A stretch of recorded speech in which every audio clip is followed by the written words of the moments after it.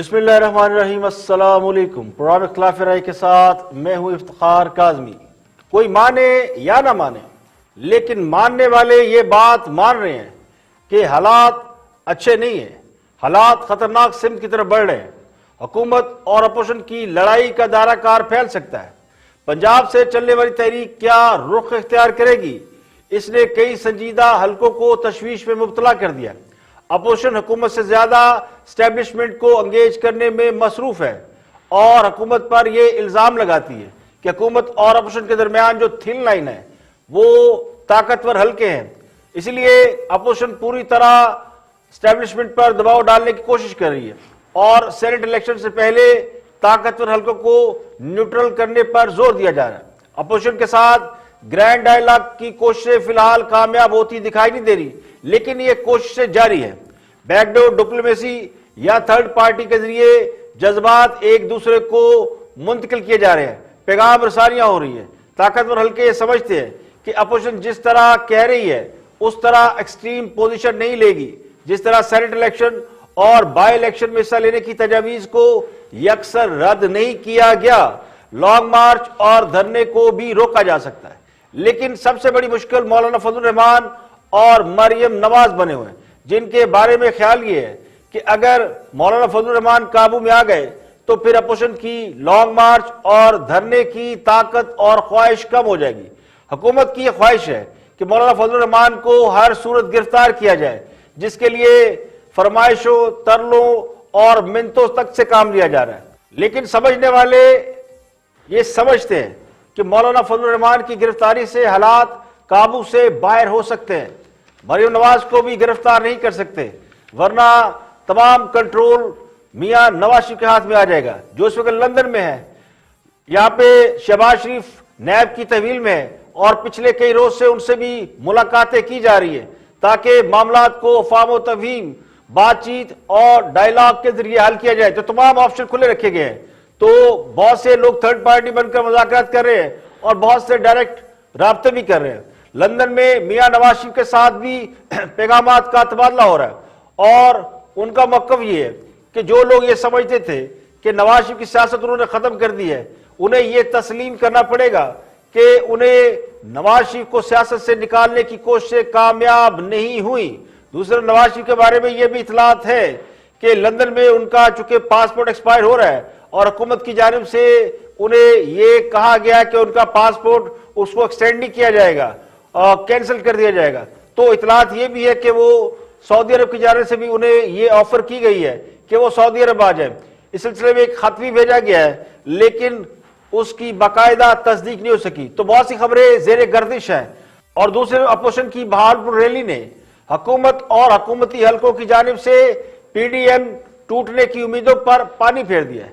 PDM के सरबराही इजलास और बाई इलेक्शन में हिस्सा लेने के फैसले के बाद हुकूमत की जानिब से खुशियों के डंके बजाए जा रहे थे और यह कहा जा रहा था कि पीडीएम की मौत वाकया हो गई है, बस जनाजा उठने का इंतजार है। तो पीडीएम का जनाजा तो ना उठ सका, लेकिन बहावलपुर की रैली को जलसागाह तक पहुंचने में 9 घंटे लग गए, वो भी उस इलाके में, यानी बहावलपुर का वो एरिया जिसमें न किसी को सर्दी का एहसास रहा, न किसी को कोरोना का खौफ रहा, और कोरोना का खौफ भी लोगों को रैली में आने से नहीं रोक सका। तो कहने वाले कहते हैं कि पंजाब सियासी तौर पर इस वक्त जाग उठा है, जिससे लगता ही है कि बहावलपुर का नहीं बल्कि पूरे पंजाब का मिजाज बदला हुआ है।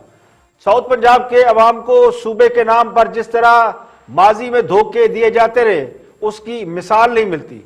जनूबी पंजाब महाज के नाम से एक सियासी जमात बनाई गई जो हुकूमत का हिस्सा बनकर तो एंजॉय कर रही है, लेकिन जनूबी पंजाब के अवाम से किया गया वादा पूरा नहीं हो सका। इस तरह बहावलपुर को भी सूबा बनाने का वादा हुआ था, तो बहुत सारे वादे ऐसे थे जो कि पूरे नहीं हो सके।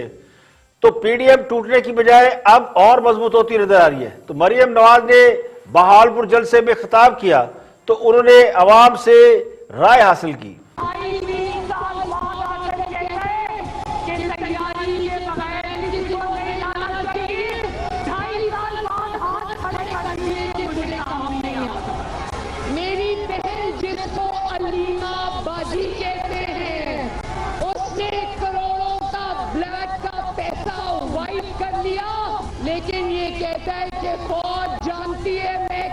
नहीं हूँ। गंदम, चीनी और एलएनजी पर डाका डाला, जेबें भरी, लेकिन फौज जानती है कि मैं करप्ट नहीं हूँ। फौज जानती है और फौज भी बोलेगी कि तुमने बड़ी ईमानदारी से करप्शन की। मरीम नवाज कह रही थी कि फौज जानती है कौन करप्ट है और कौन नहीं। तो सर्द मौसम और खराब हालात के बावजूद जनूबी पंजाब के अवाम की बड़ी तादाद की रैली में शिरकत ये साबित करती है कि अपोजिशन का जो प्लान था वो उसी प्लान के तहत आगे बढ़ रही है। उस प्लान में कोई रुकावट नहीं आई। तादाद कम ज्यादा हो सकती है लेकिन अपोजिशन का प्लान उसी तरह चल रहा है। जबकि हुकूमत की जानिब से ये दावा भी किया गया है कि बहावलपुर की रैली भी नाकाम रही है, जिस तरह लाहौर का जलसा नाकाम रहा है। तो सवाल यह है कि अगर अपोजिशन की रैलियां और जलसे नाकाम है, लोग बाहर नहीं निकल रहे, पीडीएम टूट रही है, तो फिर वजीर आजम साहब को तर्जमानों का इजलास बार बार क्यों बुलाना पड़ रहा है? बहावलपुर रैली के बाद वजीर आजम ने एक बार फिर तर्जमानों का इजलास बुला लिया और उन्हें यह हदायत की कि वो अपोजिशन को टफ टाइम दें। सवाल यह है कि अगर अपोजिशन कामयाब नहीं, पीडीएम फौत हो गई है, जैसा कि हुकूमती अरकान भी दावे करते हैं कि पीपल पार्टी ने पीडीएम के ताबूत में आखिरी कील ठोक दी है, तो फिर हुकूमत को फिक्र किस बात की है? शेर रशीद ने भी यह दावा किया कि पीडीएम के ताबूत में आखिरी कील जो है वो आसिफ अली जरदारी ने ठोकी। और मैं तो आपके प्रोग्रामों में पहले कह चुका हूं कि ये ना इस्तीफा देंगे ना बल्कि सेनेट के इलेक्शन में हिस्सा लेंगे, लॉन्ग मार्च ये करेंगे। वो जो लॉन्ग मार्च का वक्त आएगा उस वक्त देखेंगे कि लॉन्ग मार्च जो है ये किस साइज का है और दीनी तुलबा कितनी बड़ी तादाद में इसमें ये एंगेज कर सकते हैं। बाकी तीन चीजें मैं पहले दिन से कह रहा हूं। नंबर 1, ये इस्तीफा नहीं देंगे। नंबर 2, ये सेनेट के इलेक्शन में हिस्सा लेंगे। नंबर 3, ये ज़िमनी इलेक्शन में हिस्सा लेंगे। 19 तारीख को इन्होंने इलेक्शन कमीशन का डेट दिया क्योंकि 19 इलेक्शन को इलेक्शन है और नैब 10 साल, ये नैब के सरबराह 10 साल रहे, तो आप नैब को तरमीम कर देना, अमेंड कर दे। अब 34 तरमीमें लेके आए जनाब कि इसको आप अमेंड करें ताकि ये सारे लोग निकल जाएं जो उसके रडार में हैं, जो आ सकते हैं या जिसकी तहकीकात हो सकती है। क्योंकि जितने लोग इनके लिए बोल रहे हैं वो सब रडार में हैं और जितने लोग नहीं बोल रहे वो समझ लो खुशी और सुकून से अपनी बेहतरी की जिंदगी गुजार रहे हैं। बाकी जिस पे केस है, जिसके खिलाफ तफ्तीश है, जिसकी गिरफ्तारी मुतवक्के है या जिसके लिए कोई ना कोई फैसला हो सकता है, वो टार्जन बन रहा है कि भाई मैं हूं ना। क्या हो भाई तुम? अल्लाह बहुत बड़ा है। ये शिकस्त खाने जा रहे हैं और आसिफ जरदारी ने इनके चारों कोने चित कर दिए। देखिए, आप तज्जिया करें कि भाई उसने कहा कि भाई मुझसे भी कुछ सीखो। अगर आप 19 तारीख को इलेक्शन में हिस्सा ले रहे हैं तो क्या 15 दिनों बाद इस्तीफे देने जा रहे हैं? 15 दिनों बाद सेनेट का इलेक्शन। मैं आपको लिख कर देता हूं, इमरान खान की ख्वाहिश है कि ये हिस्सा ना लें, मेरी ख्वाहिश है कि हिस्सा लें। अच्छा, वो 18वीं तरमीम भी करेगा, वो ऐसे कानून भी लाएगा क्योंकि हमारे पास अक्सरियत नहीं है सेनेट में। हम तो सवाल ये कि अगर पीडीएम नाकाम हो गई है और पीडीएम की जमातों ने पीडीएम के एजेंडे से इनहराफ कर लिया है, हाइपोथेटिकली सोचे, तो सवाल ये पैदा होता है हुकूमत को फिर किस बात की फिक्र है? क्यों इस बात की फिक्र है कि अपोजिशन रैलियां निकालेगी या लॉन्ग मार्च करेगी? लेकिन जब वजीर आजम खुद तर्जमानों को बुला बुला कर समझाएंगे कि अपोजिशन को टफ टाइम दो, तो इसका मतलब यह कि अपोजिशन उन्हें टफ टाइम दे रही है और वो उसी टफ टाइम को वापस देने का मुतालबा कर रहे हैं। तो शेर रशीद का यह दावा कि पीपल पार्टी खेल से निकल गई है, वो दावा बिलावल भुट्टो ने यह कहकर मुस्तरद कर दिया कि लॉन्ग मार्च का रुख किस तरफ होना चाहिए। और नालायक वजीर आजम हम पर मुसल्लत किया गया है। 3 साल होने वाला है, अब भी कहता है कि वो क्या करें, ट्रेनिंग पर है। वजीर आजम साहब के पास मसाइल का हल नहीं है, उसको मुस्ताफी होना चाहिए। पीडीएम की जीत पाकिस्तान पीपल्स पार्टी की जीत है और पाकिस्तान पीपल्स पार्टी की जीत पीडीएम की जीत है, इसलिए आप एक है। पीडीएम की तहरीक मुस्तहकम है। पीडीएम के कारकुन, पाकिस्तान के अवाम सब मिलकर इस कठपुतली को हम घर बेच देंगे।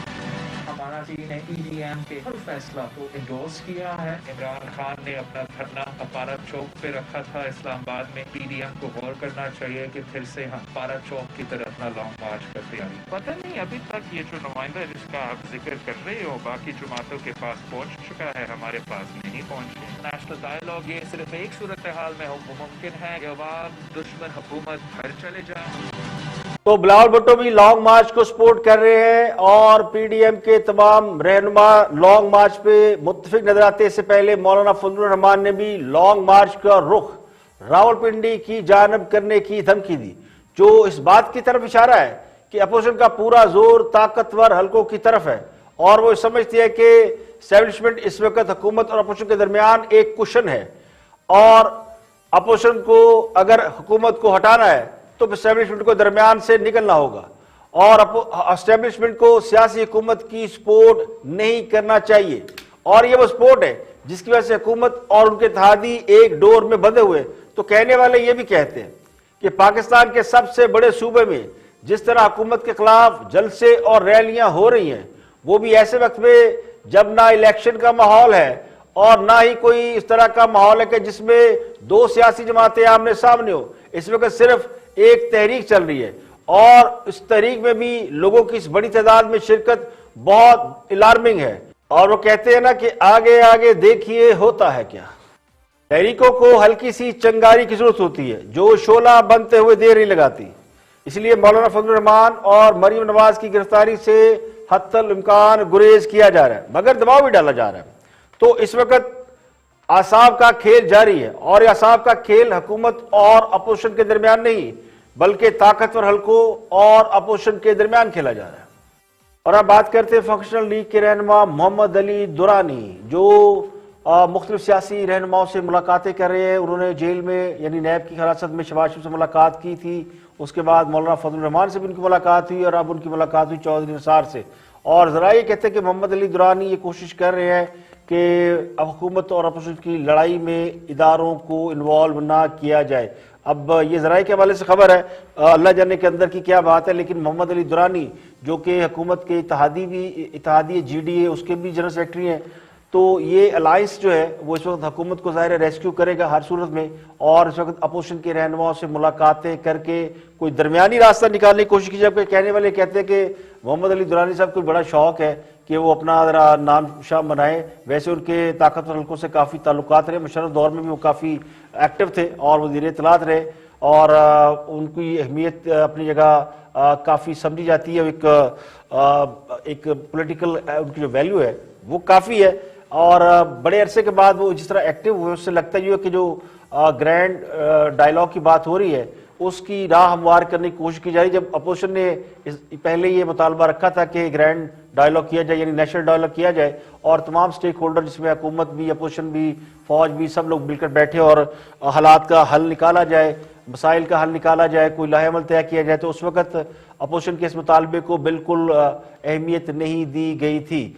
लेकिन उसके बाद अपोजिशन जब मैदान में निकली है और फिर उसके बाद अपोजिशन ने ऐलान किया कि किसी से मुदाखलत नहीं होगा, हुकूमत से तो बिल्कुल नहीं होंगे, जबकि बाकी इदारों के हवाले से थोड़ा रवैया नरम रखा गया कि मुदाखलत का एक डोर खुला रखा गया जो कि बाद में वो भी बंद कर दिया गया।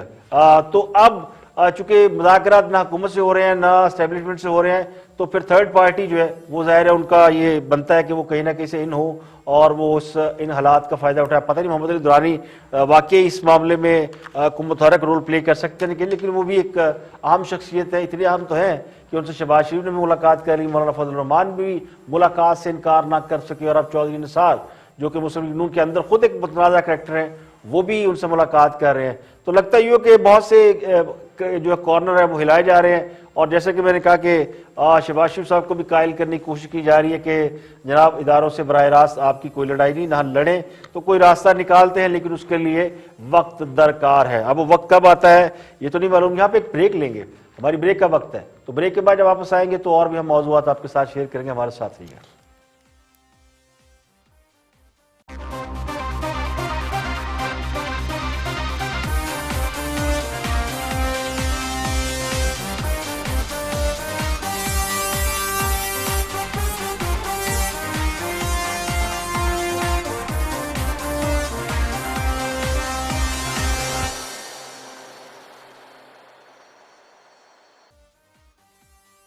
Welcome back. आप देख रहे हैं प्रोग्राम इख्तिलाफ राय और मैं हूं इफ्तिखार काज़मी। अब बात करते हैं, कुछ तबसरे तज़किये देखते हैं और प्रोग्राम्स में मुख्तलिफ बातें होती हैं। तो याज़ अमीर थिंक टैंक में गुफ्तगू कर रहे हैं अपोजिशन की तहरीक और अपोजिशन के एजेंडे के हवाले से। एनालिस्ट है याज़ अमीर और एक्स मेंबर पार्लियामेंट भी रहे हैं, तो उनका तज़किया देखते हैं कि वो क्या फरमाते हैं। अपोजिशन कह रही है हम इस हुकूमत को जोर से बजोर बाजू निकालेंगे, दैट इज द इशू जी। माजराई तो आप बेशक कहते रहे जी माजराई है फलाना, वो कह रहे हैं। देखना यह है कि उनके पास इतना दमखम है जितनी वो बात कर रहे हैं कि हम निकालेंगे जी। दमखम उनके पास हो तो अगर सड़कों पे वो लोग आए तो आपके या मेरे कहने पे वो रुक जाएंगे। तो ये डिबेट प्लीज है ही नहीं कि हुकूमत अच्छी है या बुरी है या फलानी है या टिमकानी। वो तो जहां जहां आदमियों की नजरें लगी हुई हैं वो ऐसे फतवे जारी करते रहेंगे। इन्होंने कहा कि हम निकालेंगे और एक टाइम टेबल दी। जो कल की मीटिंग है उस टाइम टेबल का हशर क्या बना? ये क्या कह रहे हैं? इस्तीफों को आप छोड़िए, इनसे बंदे इकट्ठे हो नहीं रहे। हेडलाइनें ये रोज दें, प्रेस कॉन्फ्रेंस रोज दें। बात यह नहीं है कि हुकूमत बमुकाबला पीडीएम, असल मसला इस वक्त है पीडीएम बमुकाबला पीडीएम। पीडीएम में एक आ रहा है नहीं जी, पीडीएम में 2-3 आ रहा है कि ऐसे करें, ये करें, वो करें। अगर वो एक ही यकसू होते और एक ही सोच के हामिल होते तो भाई एक नुक्ता नजर। लेकिन हम देख रहे हैं, और ये नहीं कि वो कोई हम पे ये नई चीज वाजे हुई है। कई लोग पहले से कह रहे थे कि इनके मुतजाद नजरियात हैं, मुतजाद ख्यालात हैं, वो एक चीज पे नहीं आ रहे। देखिए, तारीख ये बताती है कि तहरीकें जो होती है वो हमेशा छोटे पैमाने से शुरू होती हैं। एक मामूली चिंगारी से शोला भड़कता है और फिर उसके बाद बात चल निकलती है। अपोजिशन की तहरीक ही बड़े बड़े जलसों से शुरू हुई है। इन जलसों का मुकाबला इंतहाबी जलसों से नहीं किया जा सकता। ना इस वक्त इलेक्शन का कोई माहौल या फिजा है कि अपने अपने पसंदीदा उम्मीदवार के जलसे में जाए और उसकी जलसागाह भर दे और वो पावर शो करे। तो जो लोग ये समझ रहे हैं कि अपोजिशन जब तक खान साहब के जलसों से बड़े जलसे नहीं करेगी हुकूमत नहीं गिरा सकती, तो उन्हें फिर तारीख से यानी तारीख का मुताला करना चाहिए। तो असल मसला उस फैसले का है जिसे लोग नजरिया कहते हैं। तो चले हम नजरिया नहीं कहते, फैसला कह लेते हैं। असल मसला फैसले का है जिसे नजरिया कहते हैं। तो नजरिया ये है कि उन्होंने हुकूमत गिरानी है और फैसला ये है कि उसके लिए एक उन्होंने टाइमलाइन सेट की हुई है कि फलां तारीख को हम इस्तीफे देंगे, फलां को ये करेंगे। अगर इन सारे कामों में नाकामी हो जाए तो फिर आप ये स्वीपिंग स्टेटमेंट दे सकते हैं कि अपोजिशन नाकाम होगी। अभी तो स्वीपिंग स्टेटमेंट बनती नहीं, अभी ये स्वीपिंग स्टेटमेंट सिर्फ ख्वाहिश हो सकती है कि अपोजिशन लोग जमा नहीं कर पा रही। तो देखना ही चाहिए कि टारगेट क्या है और क्या अपोजिशन उस तरफ बढ़ रही है, पेशकदमी कर रही है, या फिर हाथ झाड़ लिए गए हैं। कामयाब जलसों के बाद रैलियां निकालने का ऐलान किया गया तो निकल रही हैं, उसके बाद इस्तीफों की डेडलाइन दी गई है। तो जब तक अपोजिशन अपना आखिरी कार्ड नहीं खेल लेती, ये कह देना कि अपोजिशन हुकूमत नहीं गिरा सकती, ये हुकूमत की खैरख्वाही तो हो सकती है मगर ये हकायक का गैर जानिबदाराना तजिया नहीं है। आगे बढ़ते हैं और इकोनॉमी पे बहुत बात हुई, मईशत के ऊपर। मैं मईशत कहता हूं तो लोग इतराज करते हैं जी मईशत कहा करे, तो चले वज़ीर-ए-आज़म साहब तो माशियत कहते हैं, तो चले हम मईशत पे गुजारा कर लें। तो मईशत के ऊपर बात कर रहे हैं जरगा में फ़ारूक सलीम कि क्या हुकूमत जो दावे कर रही है मईशत के हवाले से, क्या वो दावे दुरुस्त है या उन दावों में सदाकत नहीं है। Watch this. कि मईशत दानों से आप जितना दूर रह सकें उतना दूर रहने की कोशिश करें।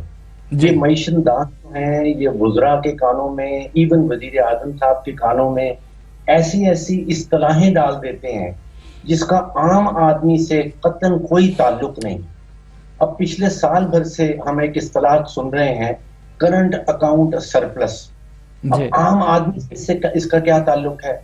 फिर महीना भर पहले से हमने सुनना शुरू कर दिया लार्ज स्केल मैन्युफैक्चरिंग।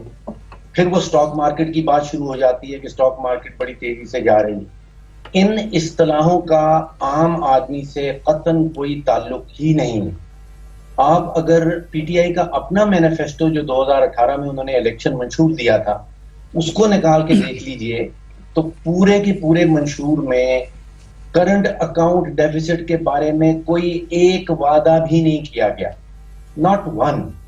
और जहां पे इस्लाहात या रिफॉर्म्स का जिक्र किया गया, कोई 46 मरतबा मैंने गिना है, 46 टाइम्स रिफॉर्म रिफॉर्म रिफॉर्म, इस सेक्टर में रिफॉर्म, उस सेक्टर में रिफॉर्म। तो करंट अकाउंट सरप्लस का, करंट अकाउंट डेफिसिट का आम आदमी से कोई ताल्लुक नहीं है। ये लार्ज स्केल मैन्युफैक्चरिंग, ये ठीक है कि मईशत दान आपस में बैठें और मईशत दान आपस में ये बहस करें, लेकिन आम आदमी का जो आपने अपने इब्तदाई में बताया वो 3 चीजें हैं, वो आटा है, वो चीनी है और वो बिजली है। अच्छा, फिर आपको कोई मईशत दान नहीं चाहिए जो आपको ये बताए कि हमारी मईशत किस सिमत में जा रही है, अच्छी जा रही है या बुरी।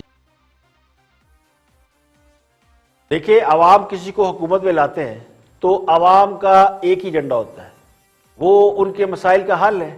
लोग इसी बात पर वोट देते हैं कि सबसे पहले उनके मसाइल हल किए जाएंगे। दूसरे नंबर पर वो लोग होते हैं जो कि मुल्क की मसाइल के हल की बात करते हैं, वो जरा बड़ा सोचते हैं। ये वो लोग होते हैं जिनका आम लोगों के मसाइल से कोई ताल्लुक नहीं होता, खाते पीते लोग होते हैं, तो अपने मसाइल खुद हल करने की अहलियत रखते हैं।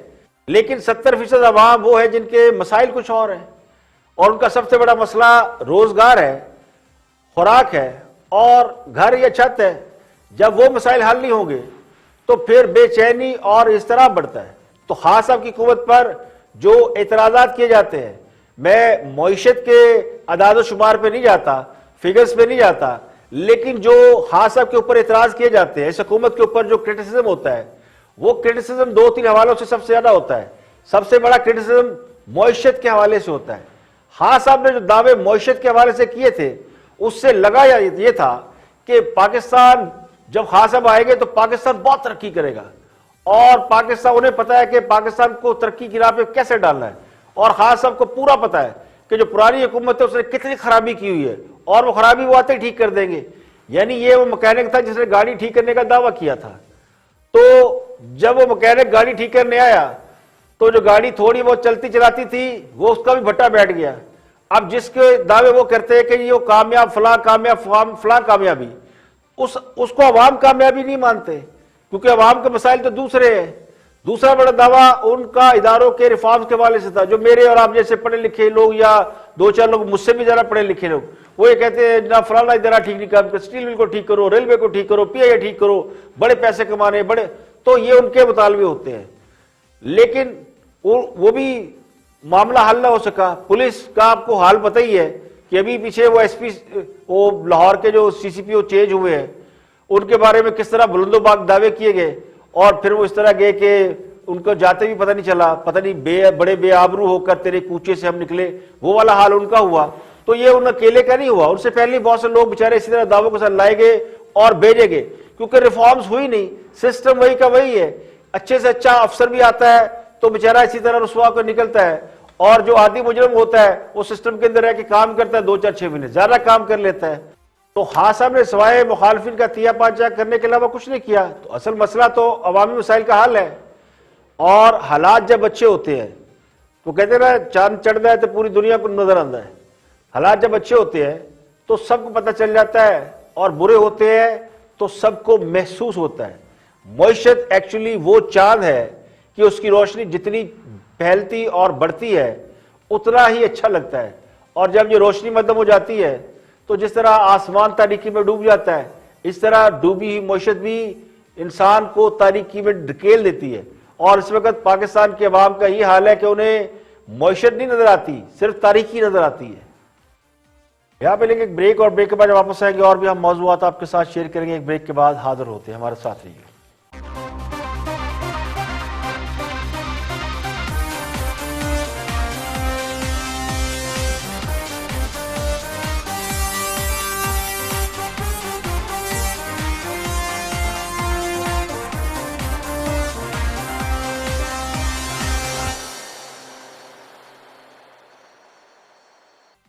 Welcome back. आप देख रहे हैं प्रोग्राम इख्तिलाफ राय और मैं इफ्तिखार काज़मी। ब्रेक के बाद हाजिर खिदमत है। तजिया निगार हैं, जर्नलिस्ट है आमर ज़िया, एंकर पर्सन भी रहे हैं, तो उनका तजिया देखते हैं वो ये दावा करते हैं कि हुकूमत ने बड़े अच्छे काम किए। अभी जबकि कुछ लोग कह रहे थे कि हुकूमत के काम अच्छे नहीं है, तो उनका तजिया पहले सुनते हैं आमिर ज़िया का कि हुकूमत ने कौन से अच्छे काम किए। Watch this.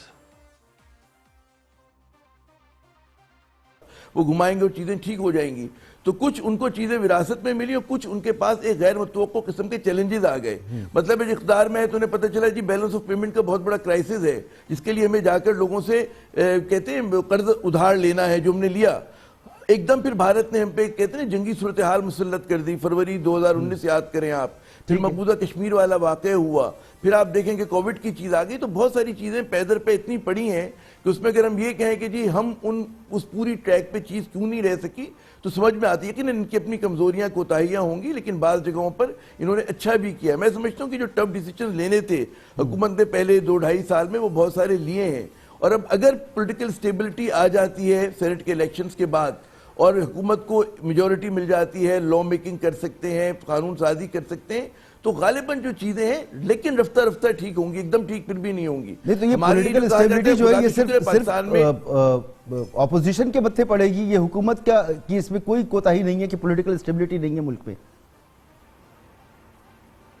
नहीं, हुकूमत की जाहिर कि दोनों ताली जो है दोनों हाथों से बचती। लेकिन एक बात हमें समझनी चाहिए, जब हम कहते हैं कि सियासी इस्तेकाम के लिए हुकूमत को हम क्या कुर्बानी मांग रहे हैं, क्या हुकूमत ये करे कि जी जो एंटी अकाउंटेबिलिटी मूवमेंट है, यानी कि जो इत्तेसाब के खिलाफ एक तहरीक जारी है, उससे कॉम्प्रोमाइज कर ले तो बहुत आसान हो जाएगा, या अगर वो उसी राह पे चलती जिस पे चल रही है और मंतकी इंजाम तक चीजों को पहुंचाती है, तो गालिबन सूरत हाल मुख्तलिफ होगी। बात ही कि पहली मरतबा हम देखते हैं कि जो हमारी वो वाली सियासी शराफिया जो जिसपे सवाल नहीं होते थे और जो बिल्कुल मतलब है कि कहते हैं ना इक़्तिदार में भी होती थी, कत्ल करके वो निकल भी जाया करती थी, पहली बार टूटा फूटा जो है, मैं नहीं कह रहा आइडियल एहतिसाब हो रहा है, लेकिन होने लगा एहतिसाब, और उसकी वजह से उसकी आंच महसूस कर रहे हैं। चले एक बात मान लेते हैं, एक लम्हे के लिए हाइपोथेटिकली ये मान लेते हैं कि खास साहब जब से इख्तिदार में आए उन्होंने 2-4 नहीं सारे ही अच्छे काम किए।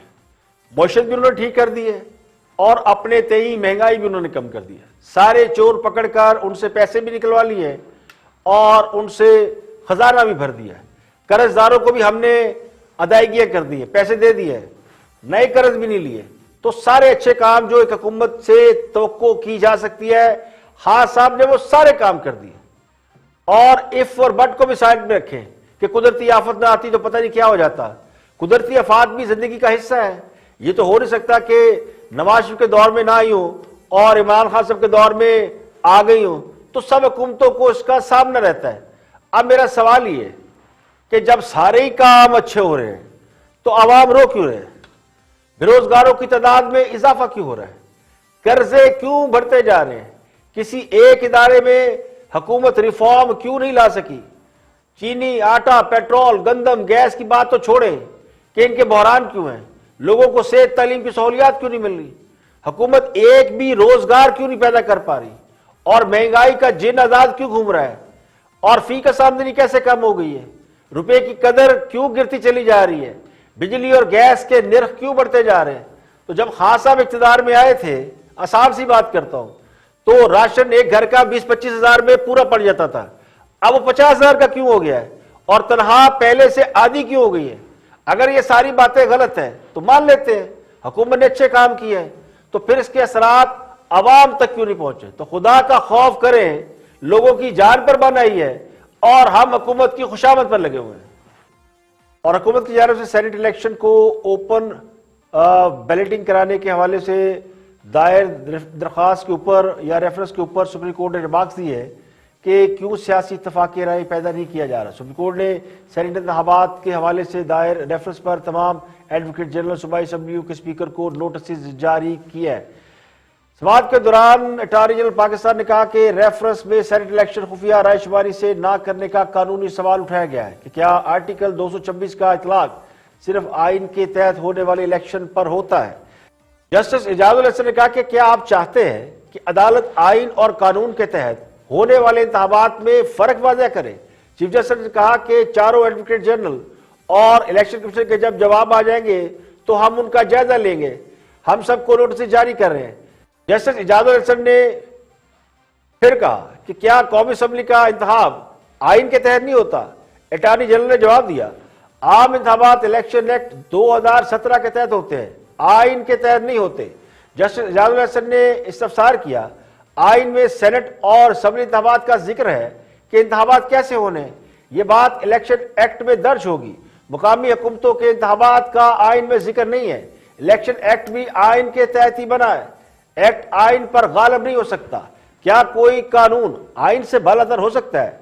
जस्टिस याहिया खान अफरीदी ने कहा, सुप्रीम कोर्ट इस तनाज़े में क्यों पड़े, क्यों मुदाखलत करे? जस्टिस एजाजुल हसन ने कहा, मिसाके जमहूरियत में सियासी जमातों ने वोटों की खरीदो फरोख्त रोकने पर इत्तफाक किया था। आप इस मामले पर तमाम सियासी जमातों के माबैन कौमी इत्तफाक राय क्यों पैदा नहीं करते? अटॉर्नी जनरल ने कहा, हुकूमत ने इस बारे में एक आईनी तरमीम का बिल पेश कर दिया। यह सियासी मसला नहीं है, कानूनी इशू पर अदालती राय मांगी है।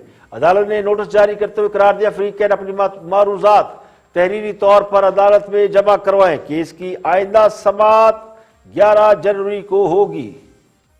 और क्या मुल्क से कोरोना खत्म हो रहा है या कोरोना का खौफ कम हो रहा है? हुकूमत ने 18 जनवरी से तालीमी इदारे खोलने का ऐलान कर दिया। 18 जनवरी से 9वीं, 10वीं, 11वीं और 12वीं के तुलबा तालीमी इदारों में जा सकेंगे। 25 जनवरी से प्राइमरी से 8वीं तक के बच्चे स्कूल जाएंगे। मार्च और अप्रैल में होने वाले बोर्ड के इम्तहानात मुलतवी कर दिए गए हैं, जिसके बाद बोर्ड के इम्तहान मई और जून में होंगे। 15 तारीख को एक और इजलास होगा, जिसमें सूरत हाल को मद्देनजर रखते हुए मजीद फैसले हो सकते हैं। और ये तमाम फैसले वफाकी वजीर तालीम शफकत महमूद की ज़ेर सदारत बैनुल-सूबाई वज़राए तालीम कॉन्फ्रेंस के दौरान किए गए।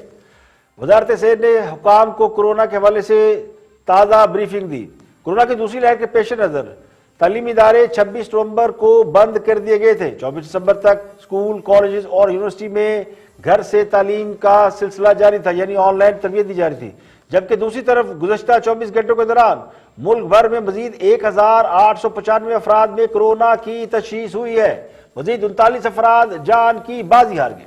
मुल्क भर में मुतासर अफराद की तादाद 4,88,000 हो गई है, जबकि जाँ बहक होने वालों की तादाद 10,350 हुई है। तो कोरोना के मुस्बत केस की तादाद 5.92% है। कुछ रोज पहले यानी 2-3 हफ्ते पहले ये तादाद 7 पॉइंट कुछ थी। तो इससे लगता ही है कि कहीं ना कहीं हुकूमत को इस बात की तसल्ली है कि पाकिस्तान के अंदर कोरोना की रेशो पहले से कम हो रही है। दूसरी तरफ वाशिंगटन में पाकिस्तानी सफारत खाना 3 रोज के लिए बंद कर दिया गया और कहा जा रहा है कि यह भी कोरोना की वबा के पेश नजर बंद किया गया है। जबकि कौमी इदारा सेहत ने पाकिस्तान में कोरोना की नई किस्म की भी तस्दीक कर दी है। कौमी इदारा सेहत के मुताबिक 2 पाकिस्तानियों में कोरोना वायरस की नई किस्म पाई गई है। ये दोनों शहरी बरतानिया से वतन वापस आए थे। आज के लिए इतना ही। कल फिर हाजिर होंगे मजीद खबरों, तबसर तजज़ियों के साथ। प्रोग्राम इख्तिलाफ राय से इफ्तिखार काज़मी को इजाजत दे। अपना बहुत बहुत ख्याल रखिएगा।